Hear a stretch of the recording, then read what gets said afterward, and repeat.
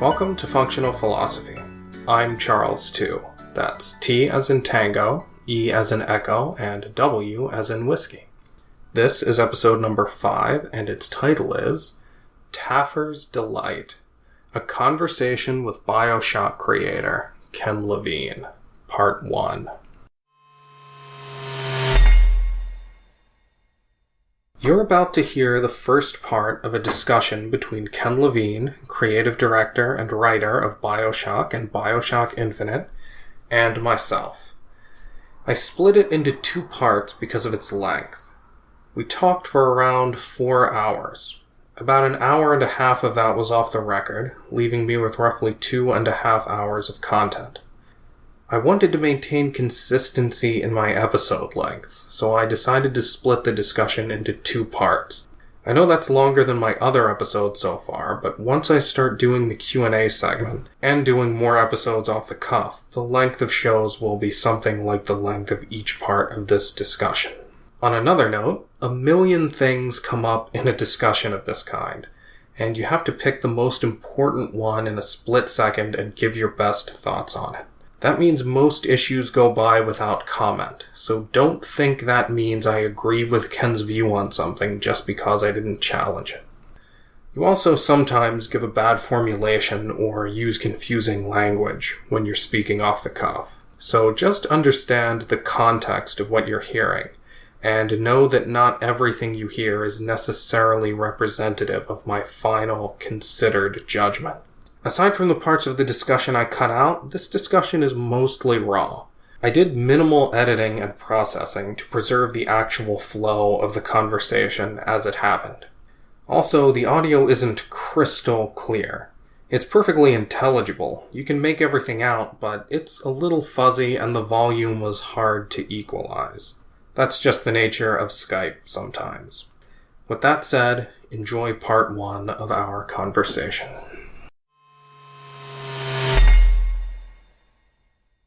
I am here with Ken Levine. He is probably best known as the creative director of BioShock and BioShock Infinite. He's also known for his involvement in Thief 1 and System Shock 2, all of which I've played and enjoyed. Thanks for being on the show. Thanks for having me. Okay, now, I should say up front, we are recording this as the Super Bowl is ending. I'm not a big football fan, but... Oh yeah, I kind of... Was I pulling you away from the game? Because I don't really watch it. Yeah, I'm not really a football fan at all, but yeah. The Falcons are in it, and I'm from Georgia and live in Georgia, so kind of obligated. I'm from Boston, so like, if there's another like alternate reality version of us who hate each other right now. But right, yeah. Because I'm from Boston, so I think we can keep the truce. Yeah, okay, we'll do that for now. For now. Okay, so the purpose of this podcast is to help people gain and strengthen the philosophical foundations that I believe make a happy life possible. So naturally, my first question is, what do you see as the practical role of philosophy in your life? Do you act day to day by reference to explicit principles you think about, or how does that go for you? Yeah, I mean, most of mine are sort of grade school, like golden rule stuff. Mm-hmm. But there's, that's sort of the mainstream philosophy, because I don't really adhere to any, like, I'm going to take this copy of Immanuel Kant out of my pocket and I'm going to follow everything it says, because that guy died a long time ago, and, or whoever. I pull a little from here, a little Jesus sometimes, mm-hmm. A little Kierkegaard, or even Ayn Rand sometimes. There's a little bit of a lot of philosophers but most of all, it's me learning from my own stupid mistakes, I think. Okay, well, learning from your own observation is not a bad way to go at all. I don't know if you were deliberately trying to provoke me there. I don't know how much you know of Ayn Rand, but she regards Immanuel Kant as the most evil person who ever lived. So Wow. For whatever that's worth, she considered her philosophy. No. I wasn't. I promise you, I would spend about 0% of this time trying to wind you or Oh, anybody. yeah. I was just. I wasn't completely serious about that. Was that philosophy humor? I guess Philosophy so. humor. There you go. Um, I think you were looking more at my ignorance of content of Heidegger and and Rand more than anything else. okay.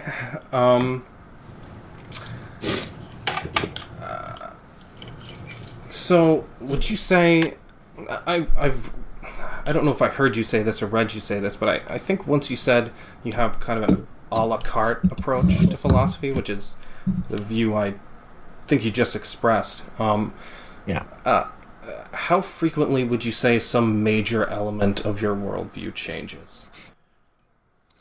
Like, I remember certain times that I remember during the first Gulf War, I was, young 21 or 22-year-old guy, and there hadn't been a war in my life. I remember seeing like Vietnam tanks in Vietnam when I was a little kid on the TV, but I was like probably, I was born in '66, so the war was really mostly over by the time I was aware of what was going on, and we had never had a war. There had been a lot of talk of war, especially the Cold War. That was, thinking about nuclear war was something I always did as a kid. I used to have nightmares about seeing nuclear missiles coming out of the sky, and that was, that wasn't an impossible thing to have happen. I mean, that was very much on our minds growing up, especially as a kid.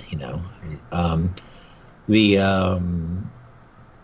And so when the Gulf War came around, I think there was a part of a lot of young men at the time who were sort of like, oh yeah, let's a war. Yeah, look at that asshole. Let's go kick his ass. But part of me was like, oh, I know that's really fucking stupid. And so I was like, well, but it would be kind of an adventure. And I think that was the very last time that I supported any, military action in that we've taken. Even and that's consistent. That's not just that was Bosnia. That was Iraq. I really became quite anti-war after that, and I think gaming actually had a lot to do with it. I think that I remember playing this board game called Squad Leader when I was a little kid, and sorry, am I going a little too far afield with this? Oh no, that's fine. Go ahead. Squad Leader, and I remember, this is like one of those board games. You move the cardboard chits around. It's like the Germans versus the Americans in World War II. You roll the dice, and there's all these tables you look up, and it's very complicated. But I remember when a squad got killed, and I was like, 11 or 10, 11, 12, something like that. And I was like, boom. Oh, wait a minute. Those are like actual people. Like, that's like 8 young guys dead. That's really weird. I thought about it for a long time. That was probably like really strangely my first anti-war moment. And so that was a big change. Then when the Gulf War happened, and then I was like, well, that wasn't really great. And that was it for me. So I think my views on the nature and the wisdom of international military conflict changed at the time. I think it was a lot due to wisdom. My view on the wisdom of it even more than the view on the morality of it, because morality is a lot of ways people can argue morality, but I had always assumed that growing up that America was generally on the sort of the side of the right. And once you move, the moral question is, did they really know what they were doing? Like, was all that stuff in the Cold War and all this stuff in the Middle East, was that actually wise, let alone moral?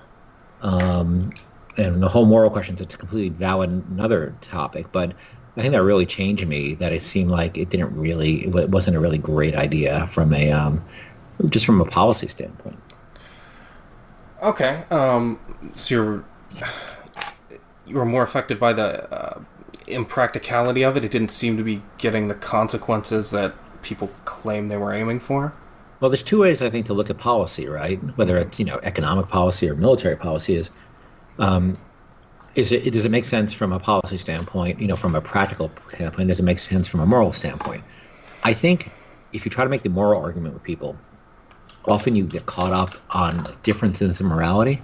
Mm-hmm. If you make the practical argument, like, let's not even talk about whether the quote, the war on terror, or whatever, is morally right? Mm-hmm. Let's talk about, is it actually working? Are we winning? is it achieving our policy goals? Are we better off, or is this the right place to spend the money? Should we, if you had spent this money, well, what money didn't you spend it on? Say you were going to spend the same amount of money.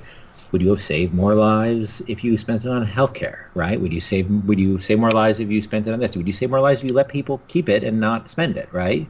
And so you start looking from a policy standpoint, or let alone, and you can, with everything I said there, I can see the moral implications of everything I said, but I'm trying not to even go there, because I'd rather win, right, than and get the things I want out of life. I want the government to do the things I want, from convincing somebody that's in their interest, then I'm convinced they're morally right. Because I think generally that's really hard to do, and I just want the result of the positive thing, like the not going to war or the whatever other policy you want to take. I'd rather get that result than morally convince somebody.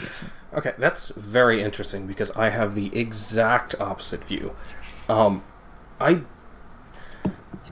think it's clear that it is totally impractical to argue on practical grounds alone and say, well, the moral, that's, we can argue about that, but look, it works. I mean, maybe you'll disagree with this, but my view of history is that we have,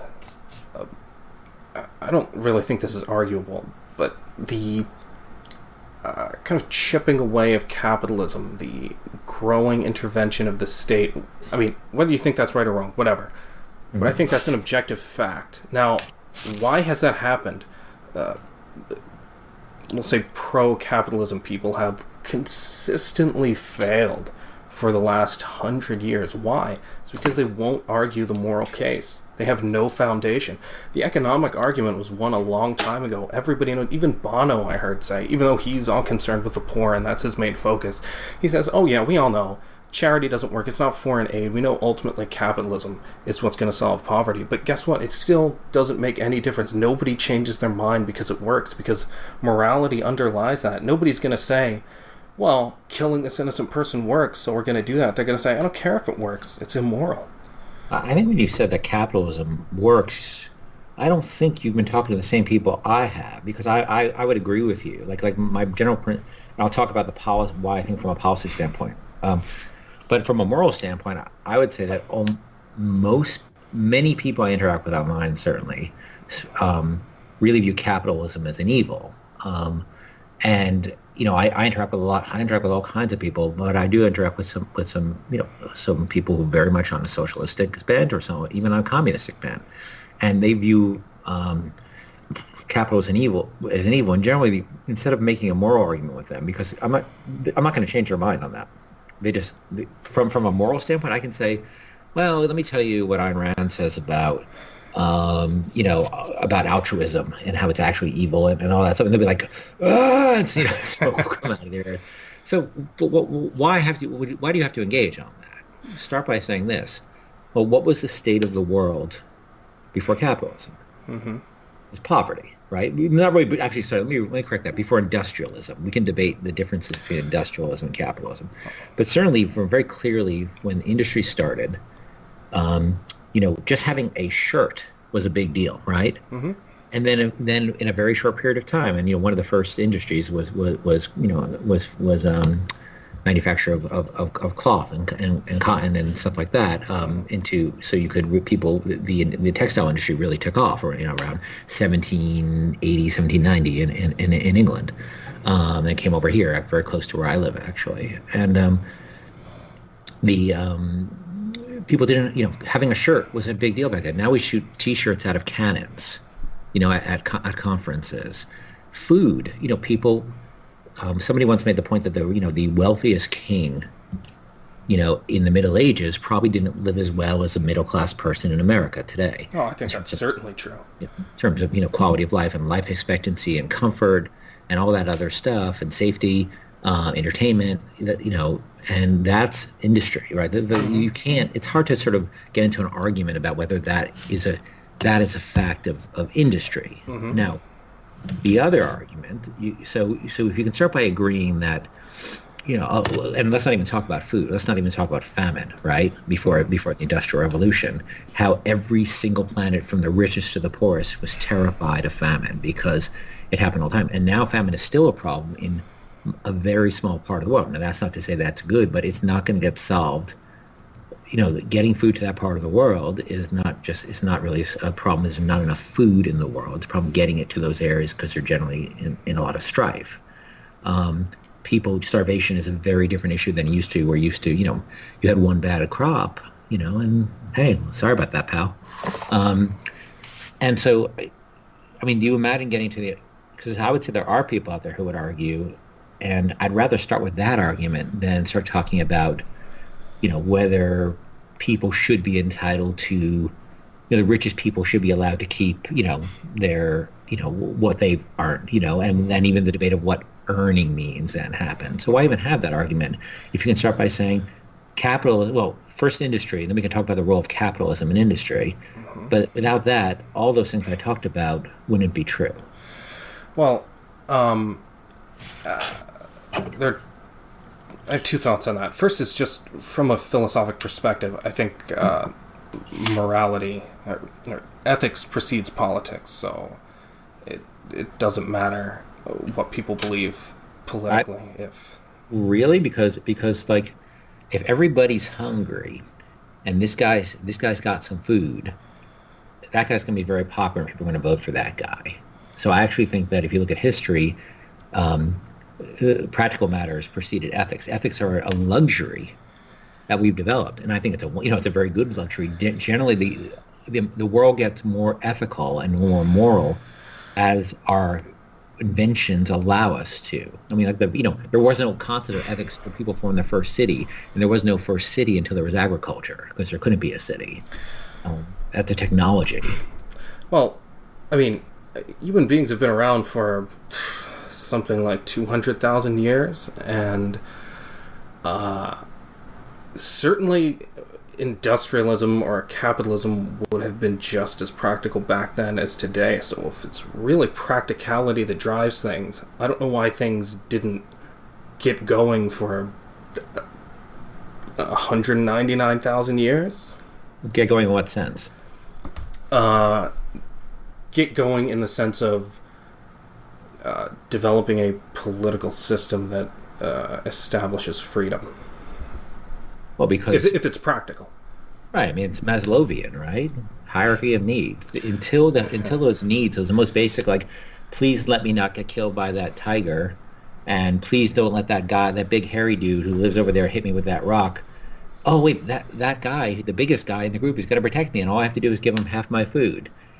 That's civilization, right? That's the most rudimentary basics of civilization, and we needed technology along the way, like, for instance, the technology of agriculture, like technology of crop rotation, all those other things that allowed more safety and more ability not to be constantly running and hunting just for the very basics of survival. And then we could have developed things like politics, and we could develop things like philosophy, but they were predicated upon the other things not being murdered by a tiger first. Yeah. My point is just that we existed for a long time with utterly stagnant, suboptimal in terms of practicality, political systems. So, and I think the reason for that was that nobody had moral ideas to think anything was better. This is just how it's supposed to be. Let me ask you a question. Mm-hmm. When you say suboptimal, what was the term you used? Suboptimal? I think I said suboptimal in terms of practicality. Okay. A million years from now, mm-hmm. Let's just be sci-fi for a minute, or even 1,000 years from now, 200 years from now, 300 years from now, do you think they're going to look back at us and say, oh, they had it all sorted out. They finished politics. Nothing came after that. No, I don't. Okay. So, it's all, not to be reductive, but it's all a qualitative question, not a quantitative. It's a quantitative question, not a qualitative question. Yeah, they were more rudimentary, but going from chaos to warlordism to monarchies is progress. Yep. It's some kind of progress. It's just, we just keep finding more things. And I'm not even saying what's better or worse. Maybe it was better when, we're all in the hut with the chieftain. maybe it's the case. Who's to say? You have to ask. You have to sort of do a controlled, blind, dual blind research with, with people from 10,000 years ago and people today. Well, I agree. Well, maybe I don't agree if you think huts might be superior, but that initial progression you laid out, I think definitely is progress, but my point is simply that progress could have been made much earlier or much later, and what precipitated it were more fundamental philosophical and moral ideas that justified that kind of political system. But to go back to just a practical point about arguing with people based on practicality, that was precisely my point. People have argued the efficacy of industrialization and capitalism forever, and like you said, it's an incontrovertible fact, but that doesn't seem to change people's minds. Well, if you both can't look at crop yields and infant mortality rates from the past 200 years and the attendant warfare that came from food deprivation and shortages and resource issues, if you can't look at those numbers and find that there's any causality between food security and war, then I think that is that is certainly a limited group. That is I won't say how large that group of people who would make that claim is, but they are probably a smaller group of people that don't have moral issues with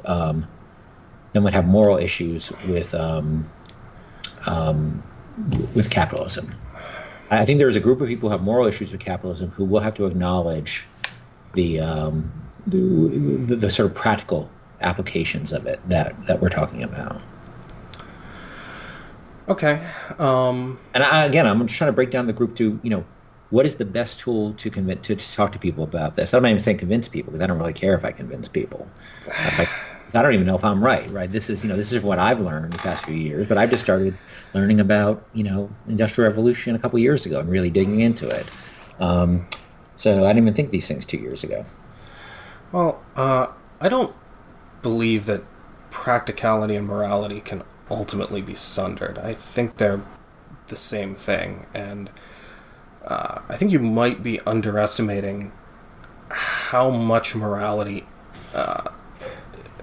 guides people's lives, even if it doesn't seem that way. I think people purport certainly to have a lot be driven by morality. I think we're all far less moral than we purport to be. If moral was like, I imagine when somebody, sort of, why is it always the preachers who preach the loudest against homosexuality are the ones with the rent boy, right?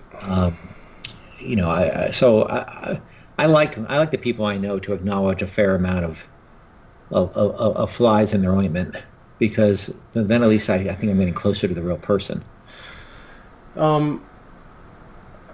Well, my point isn't that... I keep going around your point, don't I? No, absolutely not.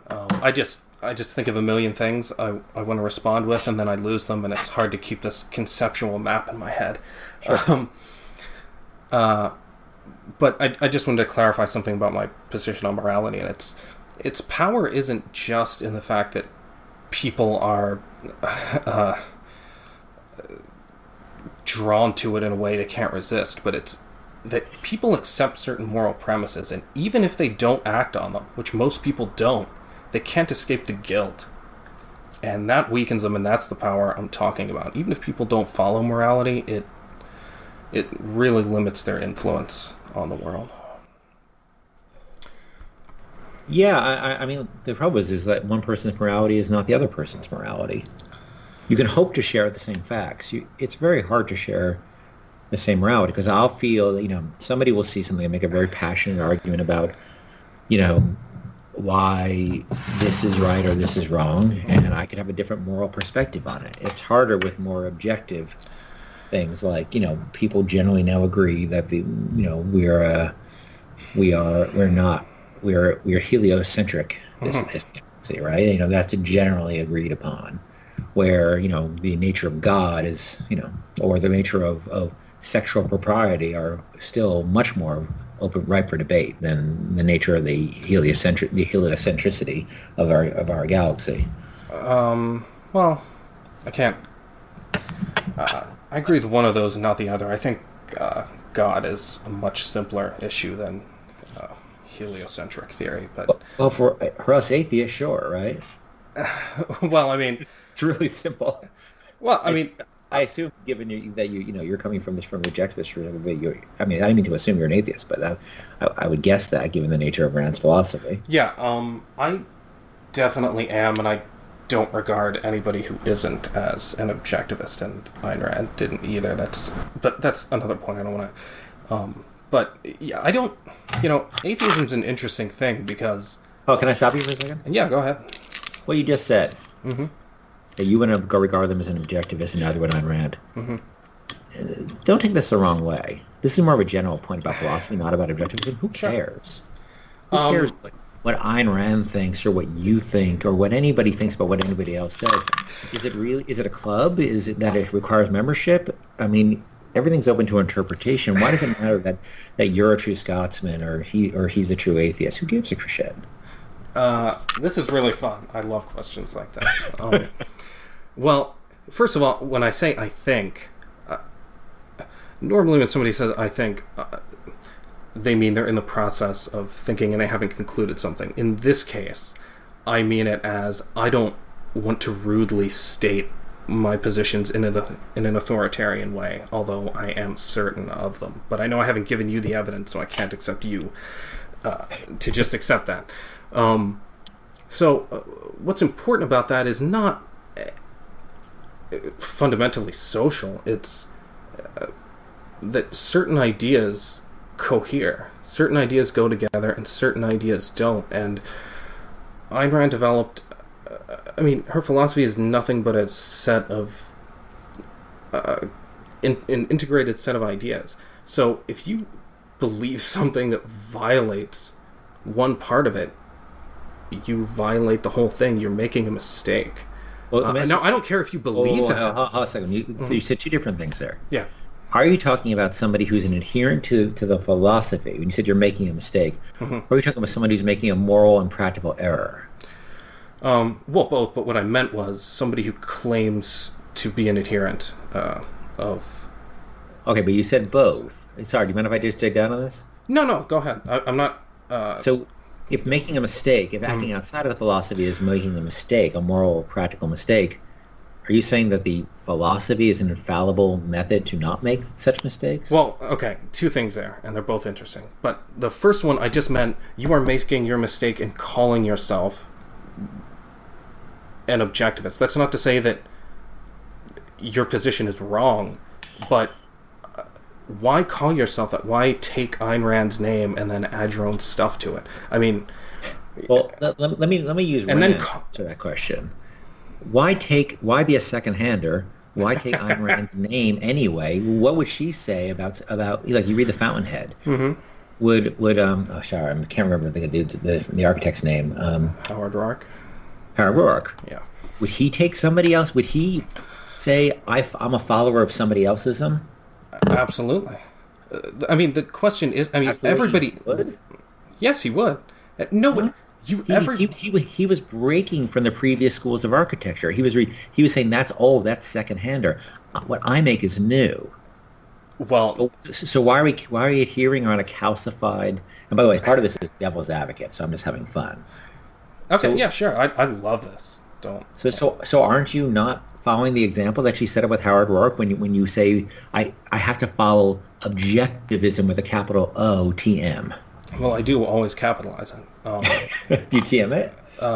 No, but that gets into my views on copyright, which I thought about asking you, but I had too much stuff already. You can ask. I love copyright. I'm not boring. So, no, there's absolutely nothing wrong with that. The fundamental there was not, it's old, so I throw it out. He's not an that would be the same mistake somebody who believes in tradition makes. It's old, so it's good. Well, it's old, so it's bad. No.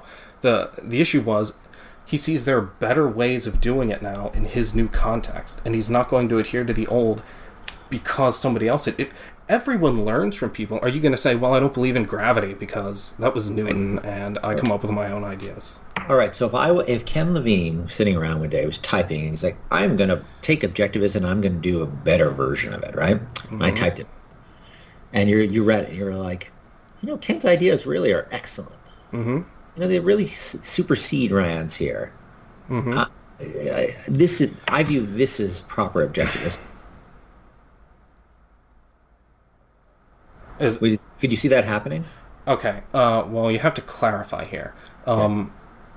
There's the issue of adding to or contradicting. Now, I'm going to get into contradicting in a second because I know you're going to freak out about my views on that. But in terms of adding to, I have no problem with that. I mean, in a sense, this is just an issue of categorization. I have no problem with adding to, or even people who honestly believe things that aren't objectivists and they take a lot of Ayn Rand and they don't take other parts. It's just you have to have a name for a thing. It just muddies the water when you say I'm an objectivist but I believe in God. Well, then you're just destroying conceptual thought.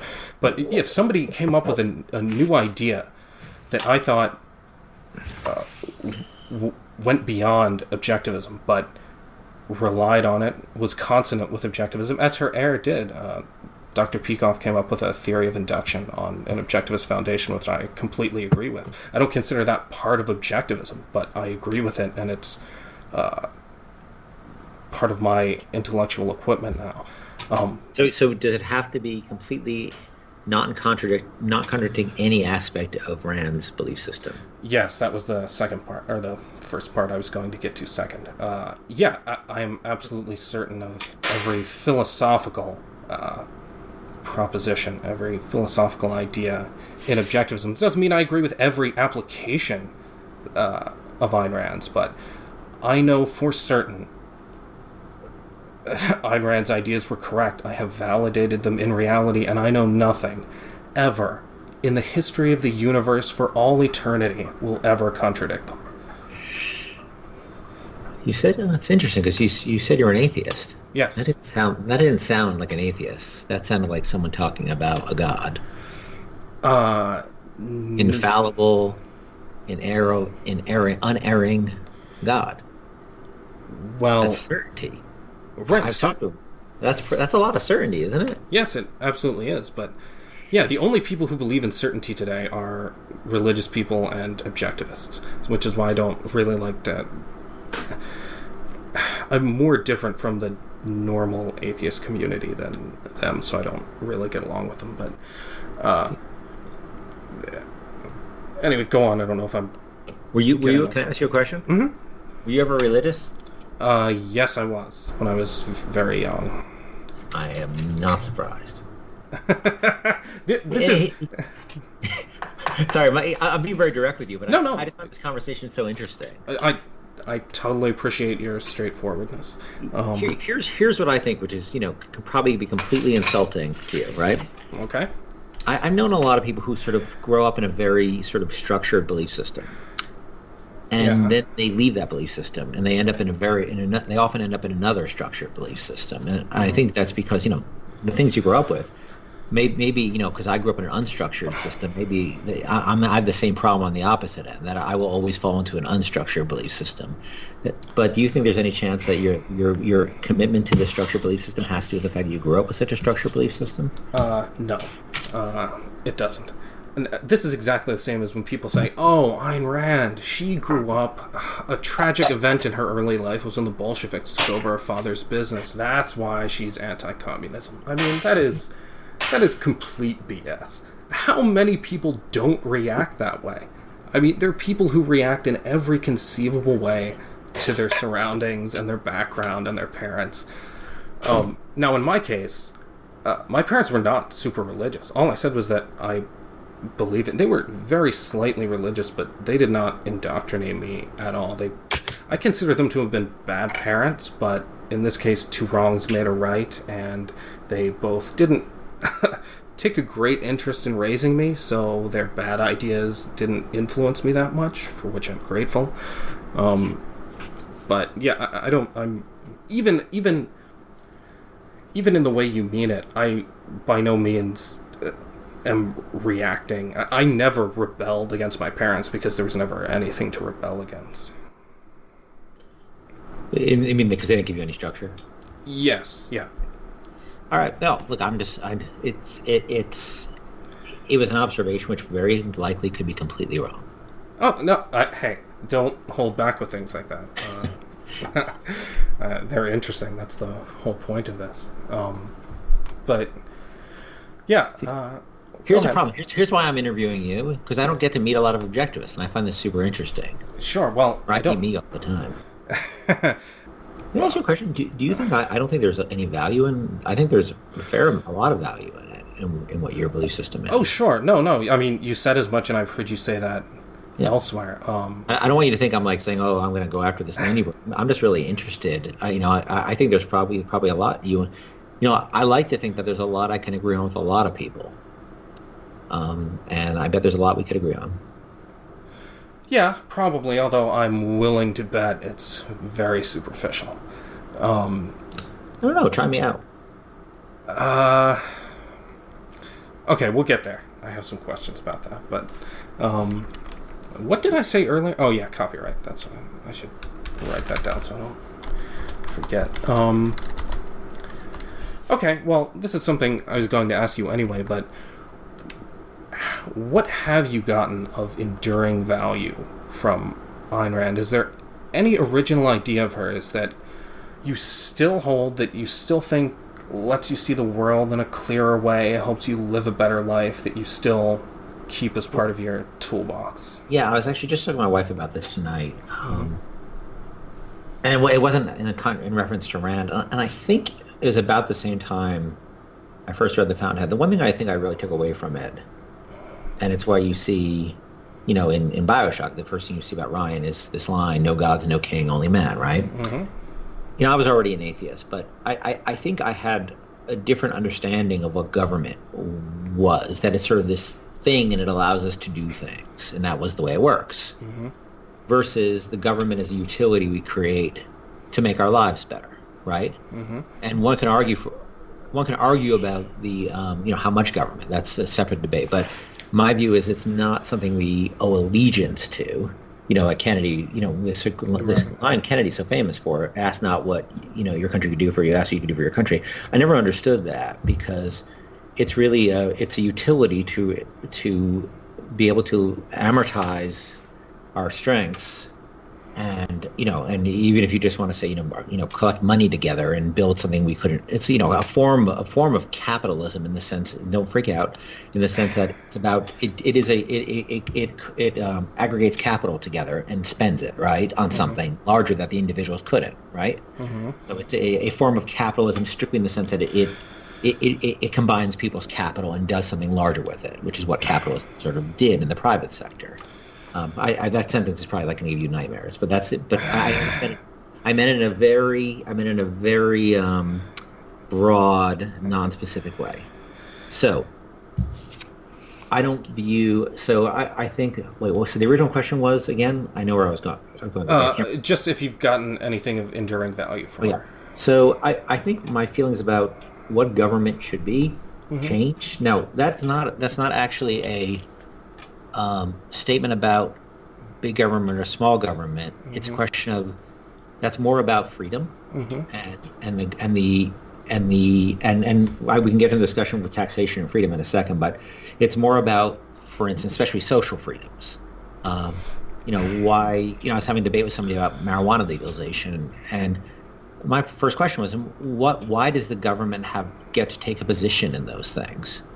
What is its interest? Like, why are we granting them a say in that? Why are we granting them a say in, sexuality, right? Why are we granting them a say in a bunch of things? They have I don't see how they got that. And so instead of clawing rights back, I started to think about, well, why are these things granted in the first place? And we should really be thinking about government from that direction, not from a well, we have the right, or we not even have the right, we have the privilege or right to do X, Y, and Z. So I think I became more freedom oriented, but I'm still pretty liberal in terms of like I don't really worry about my taxes. And trust me, I've spent, I made some money and I ran a company for many years. I spent a lot of money on taxes. I've been a, quote, job creator for years. I tend to worry more about corporate welfare than I do about individual welfare. If I'm going to waste money on something, I'm not saying I'm not even saying this waste of money, but say it was all wasted. Say all welfare was wasted. You take everybody's anti-welfare, various types of welfare arguments, but if I had to be wasted, I'd rather be wasted on people who don't have a lot of resources. Now, so that's a weird combination of things. You certainly couldn't call me an objectivist, but the fact that I believe that the government is very, very is way too overpowered. The fact that I still believe in capital, that I still believe in capitalism, I still believe in industry. What the hell am I? I don't know. I'm like a combination of 6 things. I think that just makes you a modern, typical advocate of the mixed economy. Now, it's interesting, and everybody does this, we talk about it, even conservatives talk about it in terms of big and small government, but that's, like you mentioned about something we were talking about earlier, it's not a quantitative issue here. The point is, what is the purpose of the government, not how big is it? And so what is its purpose in your view? In my view? You ask me on different days, I'll give you different answers, but in general, its purpose, the primary purpose is its utility to make our lives better. Now, what that means, what makes our lives better, is obviously a huge debate. But I think I'd like to start by saying, if we all can agree that's the purpose, let's stop talking about allegiance to it, right? And saluting flags. Those are things that I really take issue with. In fact, I've been before Colin Kirkpatrick came along, I've been a non-flag saluter for a very long time, mostly because I object to the concept of it, that and I'm a student of history, and I've read more history than probably 99.9%. I can name battles, I can name leaders, I can name this, I can name that. I can talk about the extraordinary sacrifices and privations they took on. I don't tie that to a flag. I tie that to those individuals. And I honor those people by reading about them and knowing about them and remembering them. So the role, I think we start by saying it's a utility. It's basically a boring utility. And we should treat it as such, not some kind of venerated concept of something we should die for. But how does it serve us? We're people. The people matter, not the structure. Okay, I find that a very mixed attitude. I'm glad, insofar as she helped you to realize that the government is not an end in itself, but serves an end. That's great, in my view. Now, I don't think it's logically required to go from that to thinking there's no value in saluting the flag. I mean, in my view, now, this is incidentally only true of America, but countries, in the explicit sense, but I mean, you're not saluting a patch of ground or a geographic area. You're saluting the ideas that the country represents. So, yeah, but I don't need a public test for that. I don't need to stand. There's a reason people stand in the public square and do it in unison. I'm not comfortable with that. I will talk to you about America forever. I will go. You want to go through every decade of the 18th and 19th and 20th century and the late half of the 18th century. I'll do that with you. But I don't want to stand in front of a symbolic piece of cloth in front of all my neighbors and have to show that I'm on board. I mean, I understand resentment against feeling to be made that you have to, but I do it, and I have no problem going against what other people think. I expect to live my life as a pariah, so that doesn't bother me. But that's great. Then you should do it. I just don't understand. Do you think? It doesn't matter what I think. Who cares what I think? If you're happy with it, you should absolutely do it. I I can tell you why. I can tell you. I mean, I just told you why I have philosophical issues with it. Why I think it's shallow and not actually a reflection of understanding of the destiny, or well, not even. Sorry, destiny is the wrong word. I don't believe in destiny, but the history and the sort of meaning of the country, and understanding the Bill of Rights, understanding the Constitution, understanding, how the revolution happened and what it was about. That's more important to me than symbolism. Look, but I feel the same way about.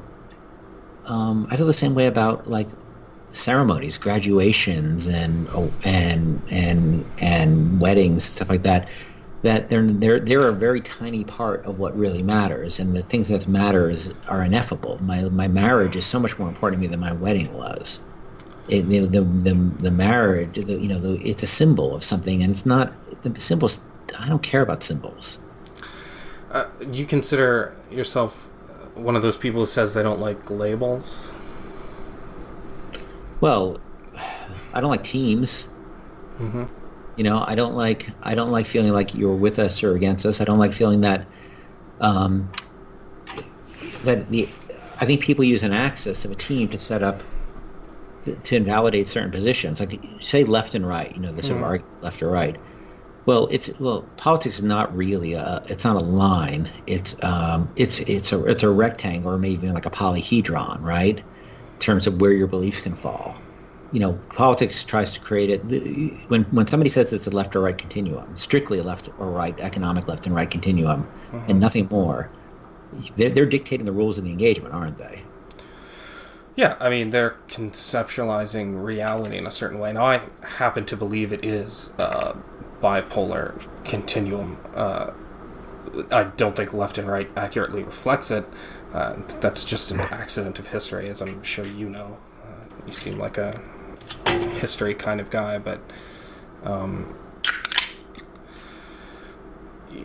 it just seems to me you don't like symbols, you don't like labels.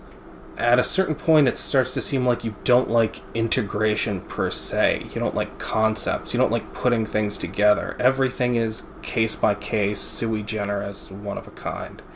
No. I think there are some very good, broad, consistent principles, like I said, the golden rule. Be bound when you want something to happen in the public sphere. Make sure you're willing to be bound by it as well. That is a great principle, right? That if you want somebody to not be able to talk, you should allow yourself not to. You should be comfortable with other people telling you not to talk. If you want to tell other people how to run their sex life, well, you better be comfortable with other people telling you how to run your sex life. That, I think, the reason those principles are powerful is they're consistent, right? And they are a natural constraint on our more dictatorial impulses. Yeah. The problem I have with the golden rule is just that it's subjective. I mean, you can do anything you feel like you would want done to you. That's, in my view, that's not a solid foundation. I'm sorry. I don't believe we live in the world of perfect philosophies, right? So I start with something that I think is imperfect, right? Which is, so there's no perfect philosophy. And so the best thing is that, and the problem with the golden rule probably falls apart in places in fairly perverse cases, like somebody who's suicidal would think it'd be okay to kill other people, right? Mm-hmm. Not in reality, because suicidal people aren't homicidal, but in the philosophy said it would be allowable to be homicidal if you were suicidal, right? Mm-hmm.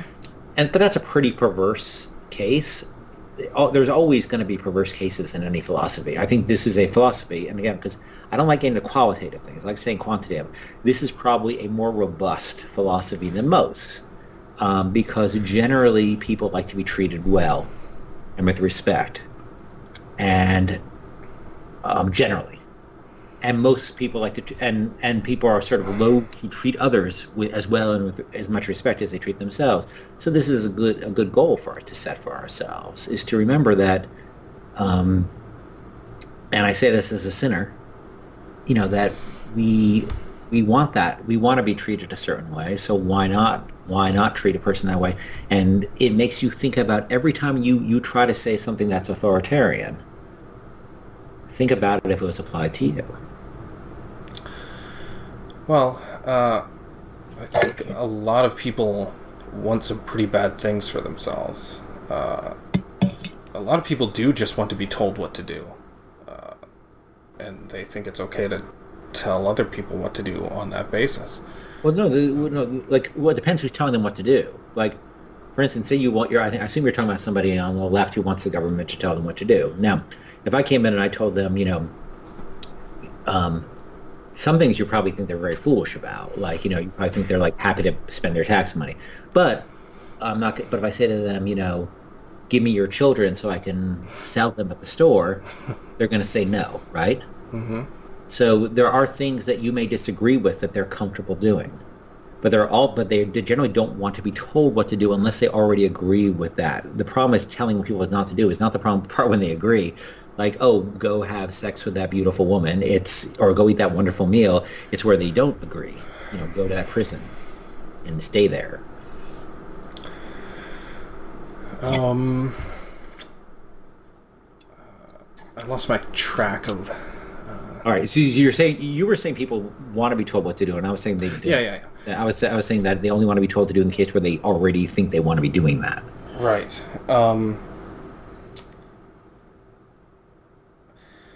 Yeah, we're just getting down into the weeds here a little bit, I think. Okay, you are the captain of the ship. You bring it back to wherever you want to bring it. Yeah, I'm just okay. Just trying to think of what's interesting to the audience, you, and most importantly, myself. I'm gonna have like objectivists very mad at me at this, aren't I? I don't know. Maybe. It's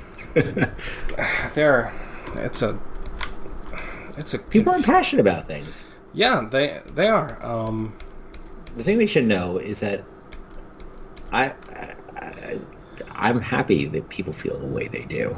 Of all types, I don't know if I'm right that I disagree with some aspects of the philosophy. Mm-hmm. It may be all right, it may be all wrong. I don't know.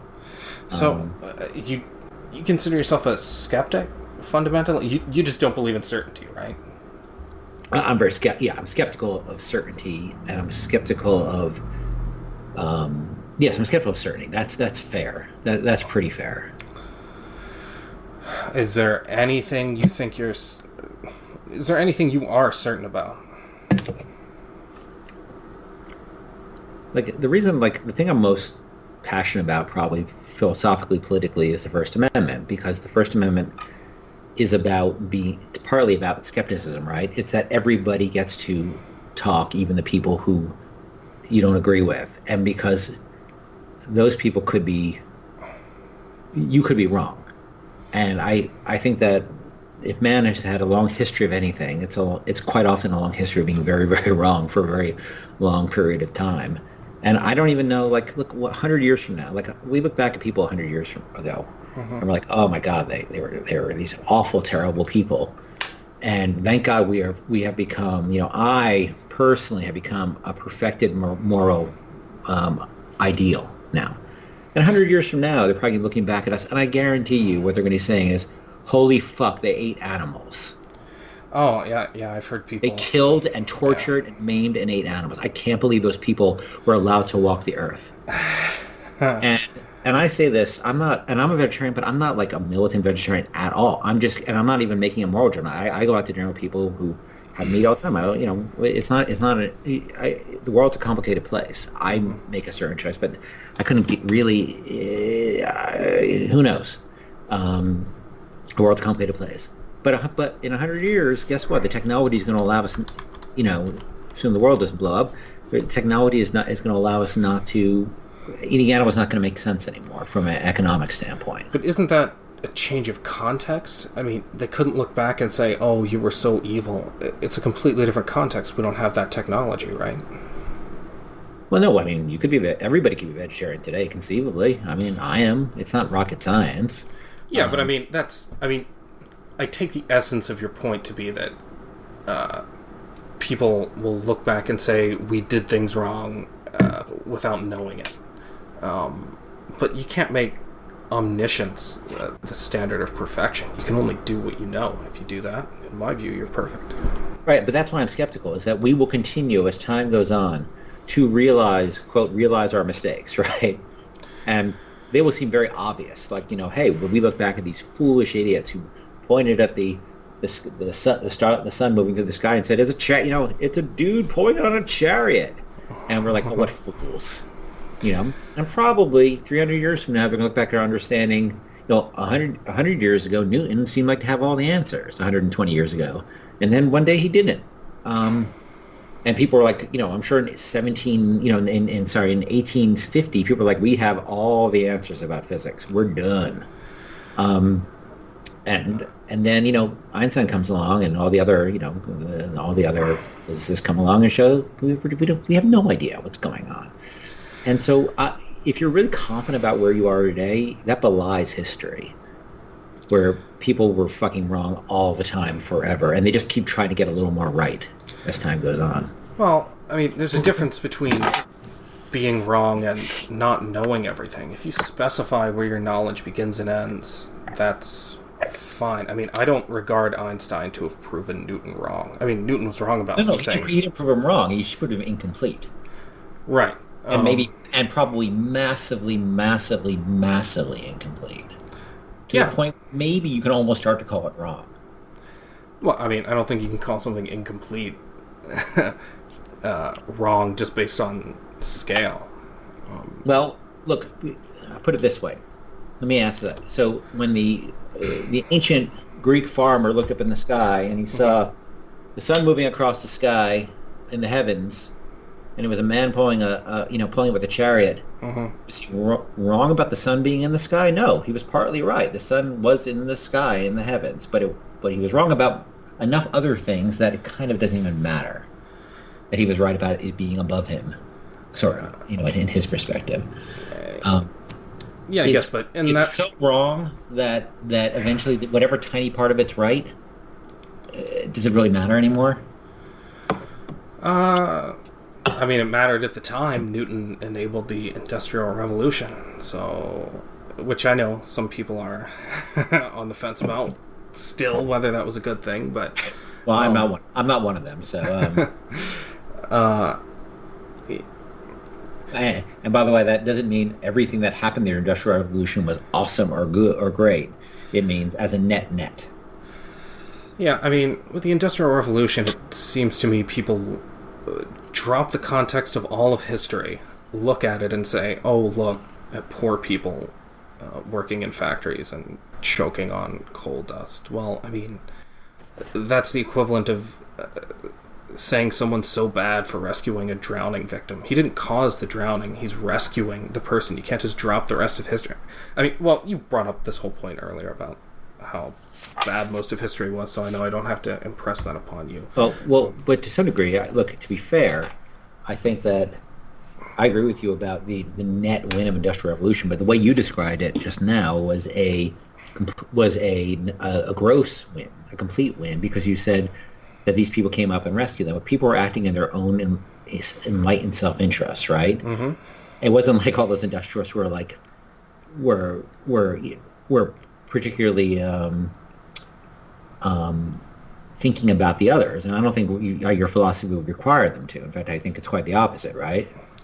I don't know. That's a vague formulation. I don't want to commit to anything on that. Well, altruism is an evil, right? That really acting in your own enlightened self-interest is actually the moral, according to Rand, is the moral better of acting in an quote altruistic fashion where you're acting in somebody else's interest.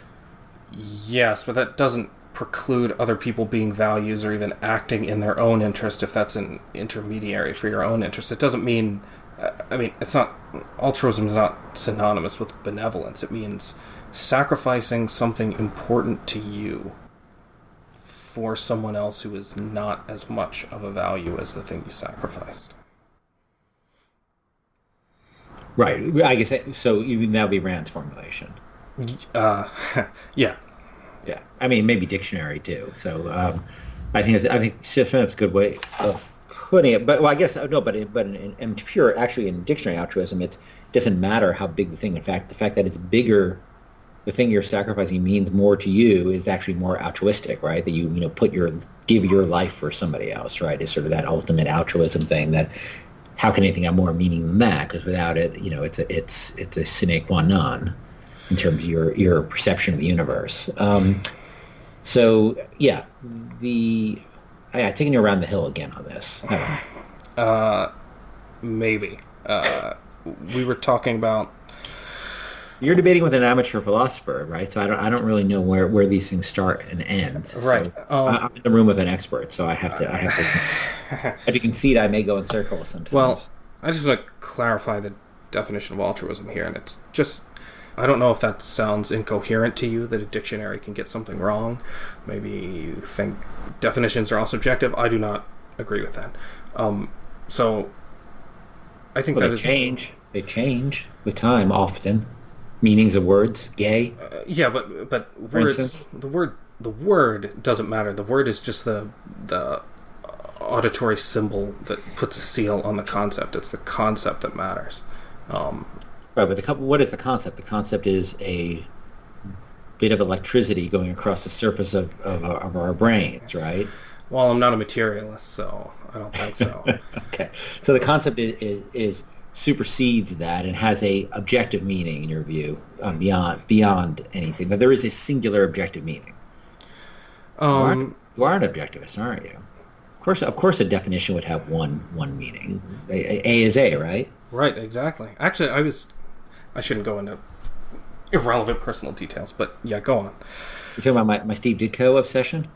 Oh, no. I meant I was just looking up who originated, trying to remind myself who first formulated A is A, and it was Antonius Andreas. So I just did that today. You brought that up. Sorry for that irrelevant point, listeners. No, but it's interesting. I was reading about Steve Ditko, Mr. A. Oh yeah, yeah, of course. He and my dog's named Kirby after Jack Kirby, but after that, there's Steve Ditko in my heart.